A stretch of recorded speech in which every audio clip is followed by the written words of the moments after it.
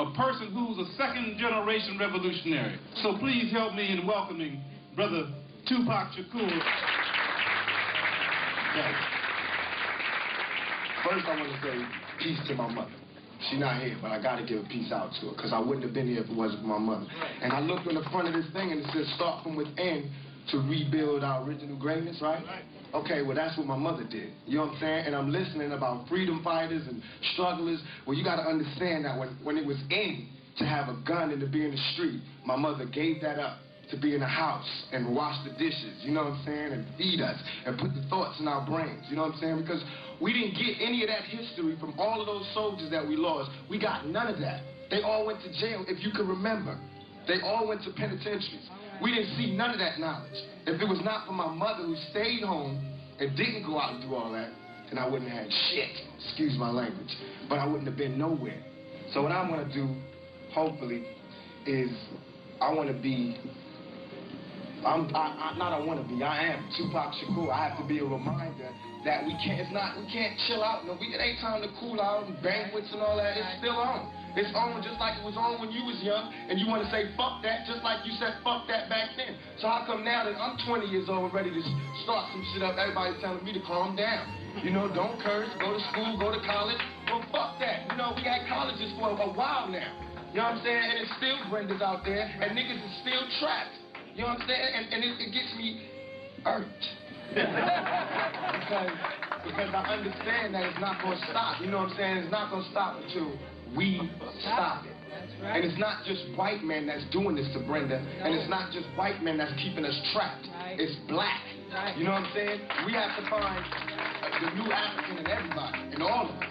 Because if we keep running around looking for black and who got the most colors on and who got the baddest dashiki on, we still gonna get, excuse my language, fucked. Right. Because it irks me that my mother right now is going through, you know, she has to get clean. This is somebody who I watched travel the whole country, you know what I'm saying, during a time when women were scared to speak up for the Black Panthers. She spoke at Harvard, Yale, everywhere, and now I see my mother as what's really going on. You know what I'm saying? And I don't see no big parades around my mother now. And she done got a dozen fucking awards. And I don't see nobody there. You understand what I'm saying? So about all this, I take that lightly. I take all this lightly. What I want you to take seriously is what we have to do for the youth. Right. Because we're coming up in a totally different world. Right. This is not the same world that you had. This is not the 60s. This is not that. We grew up BC, before crack. That should say it all. Right. You understand what I'm saying? We did not grow up without parents. You had parents that told you this and that, and this is what went on back in the day. Now you don't have that. Right. You have young kids, 14, coming home, their mama is smoking out or doing it to their best friend to get the product. Right. You understand what I'm saying? Right. So that means that it's not just about you taking care of your child, it's about you taking care of these children. Because that's what's out here. It's a gang of children. You understand what I'm saying? And it hurts.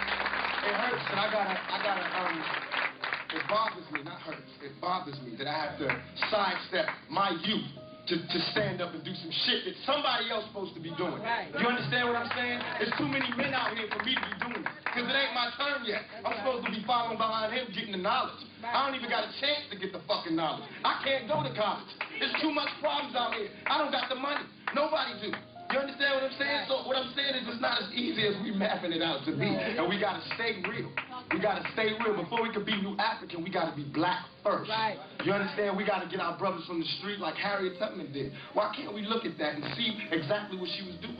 Like Malcolm did. The real Malcolm. Before the Nation of Islam. You got to remember this was a pimp. You know what I'm saying? The pusher and all that. We forgot about all of that. And our strive to be enlightened, we forgot about all our brothers in the street, right. About all our dope dealers, our pushers and our pimps, right. And that's who's teaching the new generation. That's right. Because y'all not doing it. I'm sorry, but it's the pimps and the pushers who's teaching us. So if you got a problem with how we was raised, it's because they was the only ones who could do it. They the only ones who did it. While everybody else wanted to go to college and, you know, yeah, everything has changed, they was the ones that was telling you the white man ain't shit. Here you go. Check this out, young blood. You take this product, you switch it, you make money, and that's how you beat the white man. You get money, you get the hell up out of here. Nobody else did that. So I don't want to hear shit about nobody telling me who I can't love and respect until you start doing what they did. You understand what I'm saying? To me, this is Mecca. You know what I'm saying? This is the black family. I see it here. But what makes it even that much more sad, what makes me want to cry, is because as soon as I leave here, so does Mecca. Melanin and the active skin melanocyte, in laying out the concept that melanin, the melanocyte, was a sense receptor. And whereas I was fought and ridiculed, I was at that time a professor at Howard University College of Medicine, and whereas I was ridiculed, these ideas don't make any sense when a professor at Harvard University read the paper about the active skin melanocyte, blacks, the exact title was Blacks, Hypertension, and the Active Skin Melanocyte. I got this long, several-page, single-spaced letter saying, you have opened the door for all kinds of research. I never responded back because I was not going to give my ideas to that source. Saying that George Washington Carver's ability to communicate with plants, when he said the plants speak to him, that he was really, because the pigment, the black pigment in the melanocyte has the greatest potential to pick up all energy, that actually the energy frequencies from the plant and Dr. George Washington Carver's very black skin, that he was tuning in and picking up this energy frequency information and translating it in terms of what plants could do, what they were capable of doing. So maybe I'll get the tapes and hear someone else's ideas on that topic.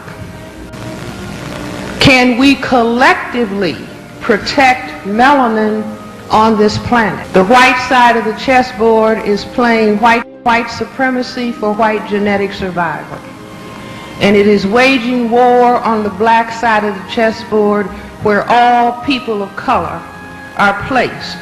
The black people being the most significant people representing the black side of the chessboard because we have the greatest quantity of melanin that can challenge white genetic survival in the perception of the people, the tiny minority of people on this planet who classify themselves as white. But that white side of the chessboard has been dialoguing with us for the past several thousand years, but let's just bring it up to present time and the last several months. I maintain that that white side of the chessboard is saying to us, I can kill 2 million of you at a time if I want. And I hope everybody looked at the pictures of the people in Rwanda and saw the high concentration of melanin in the people in Rwanda. That melanin is not protected. They tell us 1 million people were killed. I say they probably killed 2 million. And in my mind, 2 million were killed until proven otherwise. They have already announced to us that their virus that they manufactured, HIV, is going to kill 50 million people with melanin on the African continent. Several years back, getting us accustomed to the slaughter and destruction of melanin on this planet, they served us up Jonestown and said, I can kill 1,000 of you at a blow and make you not even look at it or think about it. Or I can kill you 20 at a time when I kill the people, the children in Atlanta. Or I can kill you by the hundreds in the urban centers of this area of the world. I am moving all over this planet, destroying melanated people and maximally melanated people Anytime I get ready to think about it. And we have a gentleman in the White House who's saying my ratings are falling. But I can always get high ratings in the system of white supremacy if I just move out and kill some melanated people. Kill them in Panama, kill them in Grenada, kill them in Haiti, let them drown in boats. Anytime we get ready to do so. So do you understand my question?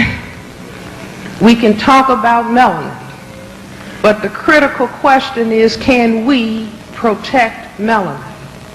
And they're saying up in our faces, you can't do anything about what I decide to do to you.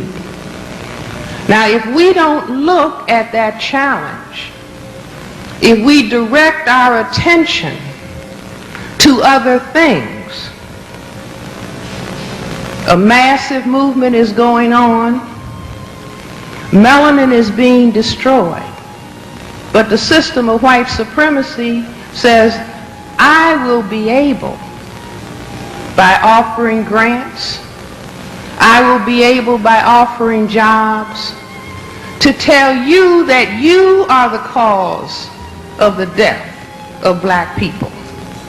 I'll be doing it, but I'll make you focus on yourself and try to figure out how you can destroy one another.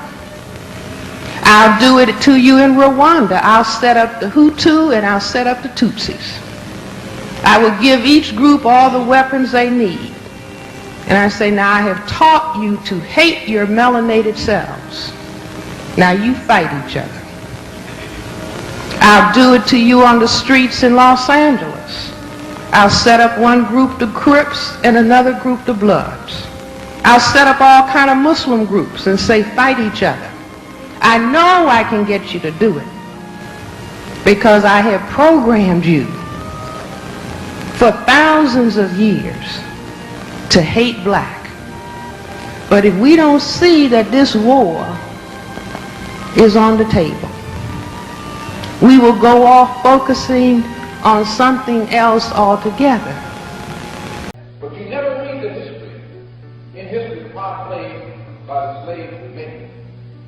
You can't make a wise man a slave. You can't make a warrior a slave. When you and I came here, or rather when we were brought here from a society that was highly civilized. Our culture was at the highest level. And we were warriors. We knew no fear.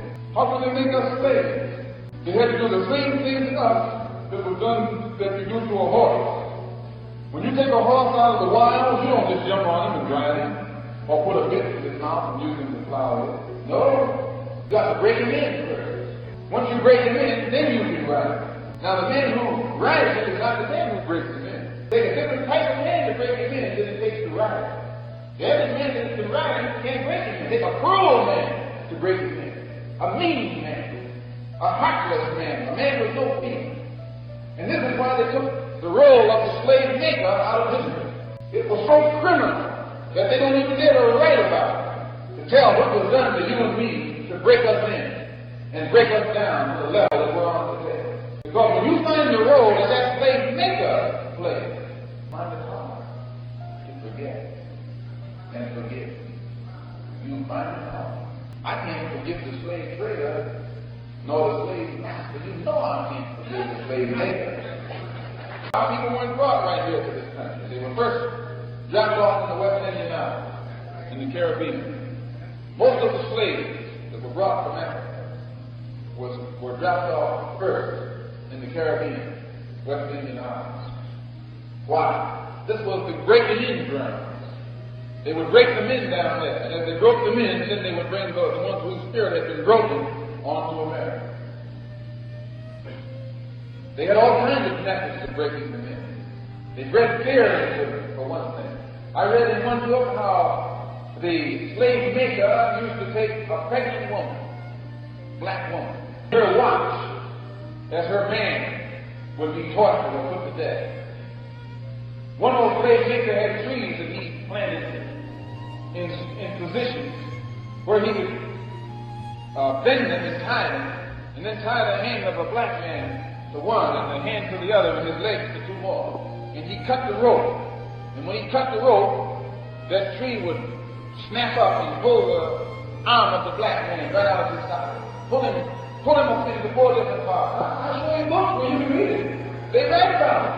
And they made the pregnant black women stand there and watch as they did it, so that all this grief and fear that they felt would go right into that baby, that black baby that was yet to be born. It would be born afraid, born with fear. And you got it in you right now. Right now, you still got it. When you get in front of that blue-eyed thing, you start to itching, don't you? And you don't know why. It was bred into you. But when you find out how they did it, you can get it out of it. They used to take a black woman who would be pregnant and tie her up by her toes. Let her be hanging head down. And while the baby, they would take a knife and cut her stomach open, let that black unborn child fall out, and then stomp its head in the ground. I'll show you books where they write about this. I'll name them to you. Slave Trade by Spear. From Slavery to Freedom by Hope Franklin. Negro Family in the USA. Frazier touches on some of it all night long. Anti-Slavery by Dwight Lowell DeMond. Like the books all night long, where they rate themselves on what they did to you and me, and got nerve to say, we teach hate, because we're talking about what they did. Why, they're lucky. Really, they're lucky. They're fortunate. The slave maker knew that he couldn't make these people slaves until he first made them dumb. And one of the best ways to make a man dumb is take his tongue, take his language. Even a man who can't talk, what do they call him? A dummy. Once your language is gone, you are a dummy. You can't communicate with people who are your relatives. You can never have access to information from your family. You just can't communicate. So, and also if you notice, the natural tongue that one speaks is referred to as one's mother tongue. Mother tongue. And the natural intelligence that a person has before he goes to school is called mother wit. Not father wit. It's called mother wit because everything a child knows before it gets to school, it learns from its mother, not its father. And if it never goes to school, whatever native intelligence it has, it got it primarily from its mother, not its father. So it's called mother wit. And the mother is also the one who teaches the child how to speak its language. So that natural tongue is called mother tongue. Whenever you find as many people as we who aren't able to speak any mother tongue, well, that's evidence right there. Something was done to our mother. Something had to have happened to her. And they had laws in those days that made it mandatory for a child to be taken, for a black child, to be taken from his mother as fast as that child was born. The mother never had a chance to rear it. The child would be brought up somewhere else, away from the mother, so that the mother couldn't teach the child what she knew about itself, about her past, about its heritage. It would have to grow up in complete darkness, knowing nothing about the land where it came from or the people that it came from, not even about its own mother. There was no relationship between the black child and its mother. It was against the law. And if the master would ever find any of those children who had any knowledge of its mother tongue, that child was put to death. They had to stamp out the language. They did it scientifically. If they found any one of them that could speak it, off on its head, or they would put it to death. They would kill it in front of the other, in front of the mother, if necessary. This is history. This is how they took your language. You didn't lose it. It didn't evaporate. They took it with a scientific process because they knew they had to take it to make you dumb, or into the dummy that you and I now are. I read in some books where it said that some of the slave mothers would try and be tricky in order to teach their child, who'd be off in another field somewhere. They themselves would be praying, and they'd pray in a loud voice and in their own language. And the child in the distant field would hear his mother's voice, and he'd learn how to pray the same way. And in learning how to do it, he'd pick up on some of the language. And the master found that this was being done, and immediately he stepped up his efforts to kill all of those children that were benefiting from this. And so it became against the law, even for the slave to be caught praying in his tongue if he knew it. It was against the law. You've heard some of the people say they had to pray with their head in the bucket. Well, they weren't praying to the Jesus that they're praying to now. Then the white man lets you call on that Jesus all day long. That he'll make it possible for you to call on him. But you were calling on somebody else then, that he had more fear of. And then you're calling on that somebody else in that other language that caused him a bit of fear, a bit of fright. They used to have to steal away and pray. All those songs that the slaves taught or sang and called spiritual had wrapped up in it some of what was happening to them. And when the child realized it couldn't hear its mother pray anymore, the slaves would then come up with a song, I couldn't hear nobody pray, or the song, Motherless Child. Sometimes I feel like a motherless child. Father gone, mother gone, motherless child sees a hard time. All of these songs were describing what was happening to us then in the only way the slaves knew how to communicate, in song. They didn't dare say it outright, so they put it in song. They pretended that they were singing about Moses in the land, go down Moses. They weren't talking about Moses and tell old Pharaoh to let my people go. They were trying to talk to each other over the slave master's head. Those slaves had a whole lot to sense. And everything they sang was designed toward freedom, designed toward going back home, or designed toward getting this big white ink off their back. 300 years we stayed in that level. We stayed at that level. Finally we got to where we had no language, no history, no name. The white man named us after himself. Jones, Smith, Johnson, Bunch, and names like those. We couldn't speak our own language. We had none. And he then began to teach us that we came from a jungle, where the people had no language. This is the crime that he committed. He convinced us that our people back home were savages, animals in the jungle. And the reason we couldn't talk was because we never had a language. And we grew up thinking that we never had one. And in the meantime, while he was working on us, his brothers in England, and in France, and in Belgium, and in Spain, and in Italy, and in Germany, was working on the African continent. While he was working on us over here, they were running wild on the African continent, stomping out all signs that ever there was a civilization over there, making slaves out of them over there too. And by working together as partners, the man on the European continent, he in cahoots with this white man on the American continent, succeeded in taking over Africa and Asia and the entire world, while we went to sleep.